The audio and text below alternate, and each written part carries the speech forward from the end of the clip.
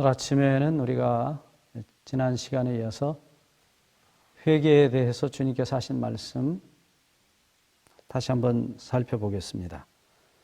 누가복음 15장 3절부터 7절에 보시면 예수님이 회개에 대한 비유를 말씀하셨는데 그 유명한 잃은 양의 비유입니다. 우리가 이미 살펴보았듯이 회개한다는 말은 후회하고 돌아간다는 말입니다. 후회하는 것으로 끝나면 그것은 회개가 아닙니다. 성경에 후회하고 죽은 사람들이 몇 있습니다. 가룟 유다, 그는 너무 깊이 후회했기 때문에 결국은 자살을 하고 맙니다. 구약의 사울 왕 역시 그렇습니다. 그는 후회하고 자기를 스스로 베고 말았습니다. 근데 후회하는 것이 전부가 아니고 돌아가는 것을 성경은 회개라고 말씀하고 있는 거 우리가 다시 기억합니다. 그래서 예수님의 이 이야기 속에 나타나는 이 잃은 양이 집으로 돌아가는 것, 우리가 이 잃은 양의 이야기 속에서 예수님께서 양을 찾아서 집으로 돌아가시는 이야기를 예수님은 회개라고 설명하고 계십니다. 여기 누가복음 15장 6절에 보면 집에 와서라고 말하고 있어요. 이 집에 온 주체는 누군가 하면 바로 양을 찾아서 어깨에 메고 온 목자입니다. 그런데 7절의 결론을 보면 내가 너희에게 이르노니 이와 같이 죄인 하나가 회개하면, 죄인, 이 이야기 속에 나오는 잃어버린 양입니다. 잃어버린 양이 회개하면, 돌아오면, 근데 사실은 양이 돌아온 건 아닙니다. 분명히 목자가 돌아온 것입니다. 그래서 이 이야기의 결론을 말씀을 다시 드리자면 내가 너희에게 이르노니 이와 같이 목자가 돌아오면, 회개하면, 이렇게 결론이 나야 되는데 그렇게 말씀하지 않았었어요. 죄인 하나가, 양이 돌아오면, 이렇게 말씀하고 있는 것입니다. 그래서 이 양이 집으로 돌아온 과정을 보면 이것은 참으로 흥미롭습니다. 양과 전혀 상관없이 목자가 어떤 일을 했기 때문인 것입니다. 목자의 행동에 의해서 양이 집에 돌아오게 된 것입니다. 그래서 첫 번째로 이 양이 집으로 돌아온 과정의 가장 첫 번째 단계는 목자가 양을 잃어버렸다는 사실을 안 것입니다. 여기 나타난 목자는 분명히 예수님이십니다. 예수님께서 우리가 잃어버림을 당한 것을 아셨어요. 그런데 이 이야기는 우리가 그동안 공부한 대로 디모데후서 1장 9절에 영원 전부터 주신 은혜, 곧 다시 말하면 우리를 용서하시고 구원하시는 은혜는 우리가 죄진 다음에 만든 계획이 아니고 영원 전에, 우리가 태어나기 전에, 천지가 창조되기 전에 이미 하나님께서 세우신 계획이라는 것입니다. 그리고 그 은혜는 이미 주어졌다고 말씀합니다. 그래서 잃은 양은 분명히 영원 전에 우리가 범죄하고 타락할 것을 아신 하나님 아버지의 가슴 속에 그 양이 있었다는 사실입니다. 그래서 우리가 성경에 거듭거듭 말씀하는 대로 이 하나님의 아심, 영원 전부터 우리의 타락할 것을 아신 그 아신 계획, 그 은혜가 우리를 구원하는 은혜를 다시 만든 것입니다. 그래서 영원 전부터 주신 은혜라는 말이 나타난 것입니다. 두 번째, 목자가 양을 찾기로 결심한 것입니다. 여기서 우리 중요한 사실을 발견합니다. 이 목자가 양을 잃어버릴 것을 알았지만은 그냥 포기했다면 양은 결코 집으로 돌아올 수 없었습니다. 여기서 아주 중요한 사실을 우리가 발견하는데 이 목자 자신의 마음속에 있었던 결심입니다. 양을 찾겠다는 것입니다. 이것은 양에 대한 본능적 사랑입니다. 이것을 예수님은 성경 가운데서 자주 말씀하셨어요. 누가복음 11장 13절에 너희가 자식을 사랑하는 그 본능적 사랑이 있는 것처럼 너희 하늘아버지도 그러하시다. 그보다 더 하시다고 말씀합니다. 그러니까 찾아도 그만, 찾지 않아도 그만이 아닙니다. 찾지 않으면 견딜 수 없는 사랑입니다. 그 사랑이 결정하게 하셨습니다. 세 번째입니다. 이 목자가 양을 찾으러 나가서 실제로 행동으로 옮깁니다. 목자가 양을 찾는 일을 결심만 하고 행동으로 옮기지 않았다면 양은 절대로 돌아올 수 없었습니다. 근데 양을 찾기까지 찾았다는 것입니다. 행동입니다. 또 혹은 목자의 인내입니다. 끝까지 찾았다는 사실입니다. 포기하지 않았다는 것입니다. 이 목자 되신 예수님이 십자가를 끝까지 포기하지 아니하셨다고 성경은 말씀하고 있습니다. 히브리서 12장 2절에 앞에 있는 즐거움을 위하여 양을 다시 찾아서 품에 안는 그 기쁨을 위해서 십자가를 참으사 인내입니다. 이 목자의 인내는 죽음으로 끝이 났습니다. 당신의 목숨을 바쳐서 우리를 찾으셨습니다.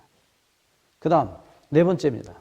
목자가 이제는 양을 찾은 다음에 양 목에다 줄을 매가지고 끌고 간 것이 아닙니다. 성경은 분명히 말합니다. 누가복음 15장 6절에 보시면 또 집에 와서 라고 말씀하고 있어요. 집에 오는 과정에 일어난 일은 5절에 나와 있습니다. 또 찾은 즉 즐거워 어깨에 메고 그리고 집에 왔다고 말씀합니다.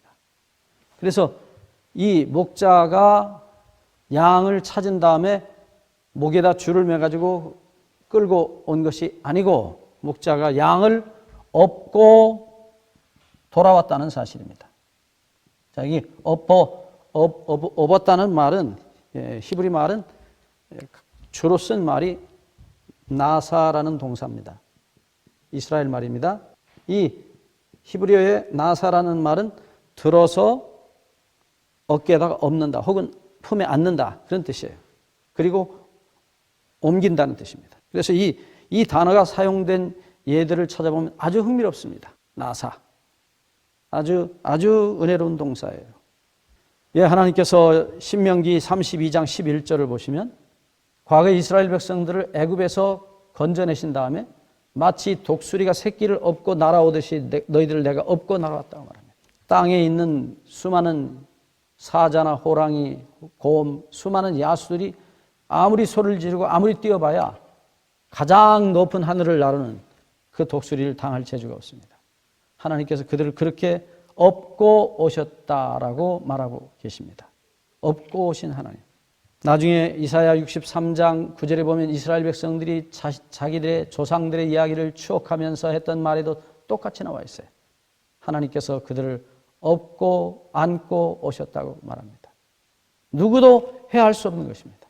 하나님의 그 전능하심이 누구도 해할 수 없는 가장 높은 하늘에서 누구도 달려들 수 없는 그 하늘을 유유히 새끼를 업고 나르는 독수리의 모습은 바로 우리 하나님의 모습인 것입니다. 그렇게 업고 오셨다고. 그런데 이 비유 가운데 나타나는 목자의 행동은 똑같습니다. 양을 등에 업은 것입니다.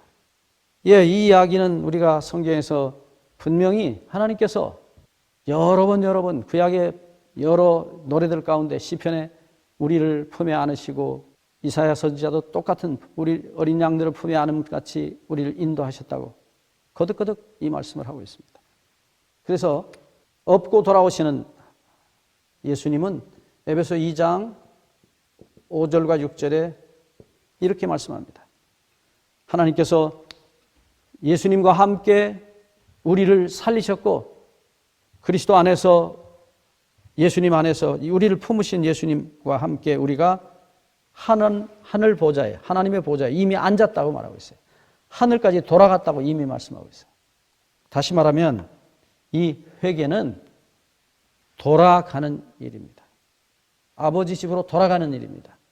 여기서 우리가 분명히 알 수 있는 것은 다시 한번 얘기하지만 돌아가는 일은 우리가 하는 일이 아니고 우리를 찾으신 양을 찾으신 목자가 예수님이 우리를 업고 아버지 집으로 돌아가는 이야기인 것입니다.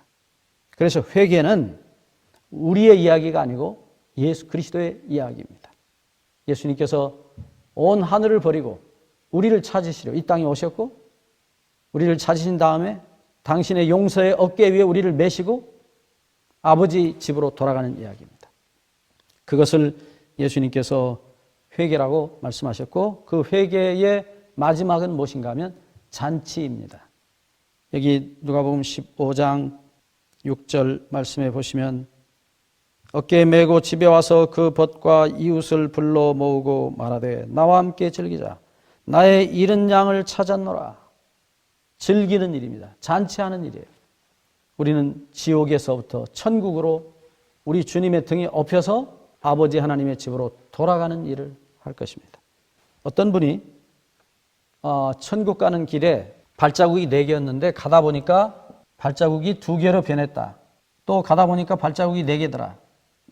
뭐 이런 식의 얘기를 하시는 분들이 계신데 예수님의 이야기에 비추어 보면 이런 발자국은 없어요. 오직 예수님의 2 발자국만이 있는 것입니다. 우리를 안고 업고 아버지 집까지 가시는 것입니다. 돌아가는 것입니다. 여러분, 예수님이 자신의 용서의 어깨 위에 우리를 업고 아버지 집까지 가실 때 우리가 해야 될 일이 무엇이겠습니까? 우리가 해야 될 일은 끝까지 업혀가는 것입니다. 우리는 때때로 세상이 좋아서, 돈이 좋아서, 쾌락이 좋아서 자기 자신의 못된 성질을 이루기 위해서 때때로 예수님 보고 내려주라고 할 때가 있어요. 여러분, 우리는 끝까지 예수님의 용서의 등에서 내려오지 않고 주님께서 우리를 아버지 집에 데려다 주시는 그 시간까지 잘 업혀가는 것이 우리의 할 일입니다.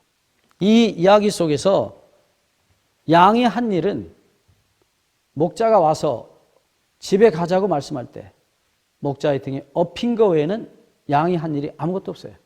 양이 울어서 소리를 내서 살려달라고 그래서 목자가 찾으러 온 것이 결코 아닙니다. 우리 찬송가에 울어도 못하네라는 찬송가가 있어요. 우리의 눈물이, 우리의 통곡이, 우리의 회개가 우리의 구원을 결정한 것이 아닙니다. 목자의 결심과 목자의 행동이 우리를 구원한 것입니다. 여러분, 끝까지 예수님의 용서의 등에 업혀서 아버지 집까지 잘 가시기를 바랍니다. 감사합니다.